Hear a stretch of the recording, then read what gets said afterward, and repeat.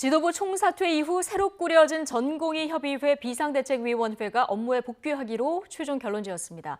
지난달 21일 시작된 무기한 집단휴진 사태가 일단락되면서 각 병원도 진료와 수술 일정이 빠르게 정상화되고 있습니다. 중계차 연결해 보겠습니다. 부장원 기자. 네, 서울 연건동 서울대병원에 나와 있습니다. 예, 새 전공의 비대위가 업무에 복귀하기로 결정을 했는데요. 이제 이게 최종 결론인 거죠? 네, 그렇습니다. 새로 꾸려진 대한전공의협의회 비상대책위원회도 단체 행동 재개 대신 병원 복귀를 선택했습니다. 어제 저녁부터 오늘 새벽까지 이어진 심야 회의 끝에 내린 결론인데요. 행사된 의결권 105표 가운데 93표가 정상근무를 골자로 한 1단계 행동을 선택했습니다. 파업 유지는 11표에 그쳤고 한 표는 무효였습니다. 당정과 공공의대 설립 등 정책을 원점 재논의하기로 합의해 명분이 줄어든 데다 주요 대형병원 전공의들이 모두 복귀한 만큼 투쟁 동력도 떨어진 영향이 컸던 것으로 보입니다. 앞서 대전협 비대위는 업무 복귀를 결정했지만 내부 반발에 부딪히면서 집행부가 총사퇴했고 일부 병원에선 파업이 계속 유지됐습니다. 여기다 강경 노선을 표방한 새 비대위가 꾸려지면서 논의가 원점으로 돌아가는 듯 했는데요. 새 비대위도 업무 복귀를 결정하면서 20일에 걸친 집단 휴진 사태는 일단락됐습니다. 이에 따라 아직 복귀하지 않았던 전공의들도 속속 진료 현장에 돌아올 것으로 보입니다. 이미 서울대병원을 비롯해 서울 주요 5개 대형병원 전공의들은 모두 복귀한 상태인데요. 업무 복귀 첫날이었던 어제 전공의 휴진율은 33%로 전날 73%에서 크게 떨어졌는데 오늘도 더 낮아질 것으로 전망됩니다. 네, 전공의들 복귀로 각 병원도 많이 안정을 찾았을 것 같은데요. 현장 상황 어떻습니까?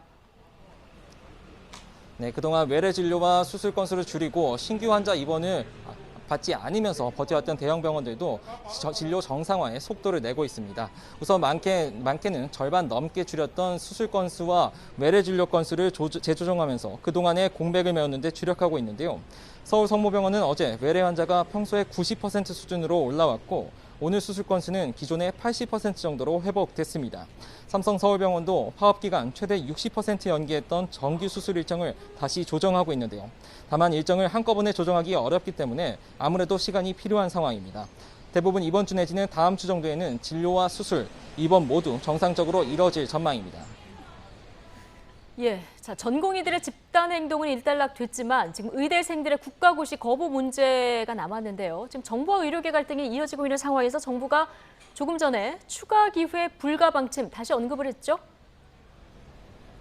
네, 그렇습니다. 보건복지부 손영래 대변인은 조금 전 열린 정례 브리핑에서 국가고시 응시를 거부하고 있는 의대생들에게 추가 접수 기회를 부여하는 방안은 아직 고려하지 않고 있다고 사흘째 같은 입장을 밝혔습니다.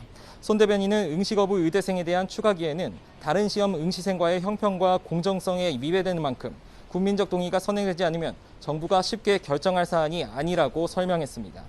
의사협회는 의대생이 한 명이라도 피해를 볼 경우 지난 4일 의정 합의안을 파기하고 집단행동을 재개할 수 있다며 강경 대응을 이어가고 있어서 갈등이 재점화될 가능성이 적지 않습니다.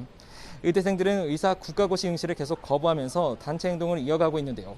어제 서울대 의대 본과 4학년 학생들 가운데 80%가량이 이 같은 움직임에 반대한다는 의견이 새로이 나왔습니다.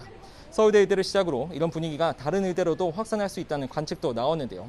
한편 어제에 이어 오늘도 의사 국가시험 실기시험이 계속됐는데 오늘 응시자는 10명 안팎으로 전해졌습니다. 지금까지 서울대병원에서 YTN 부정원입니다.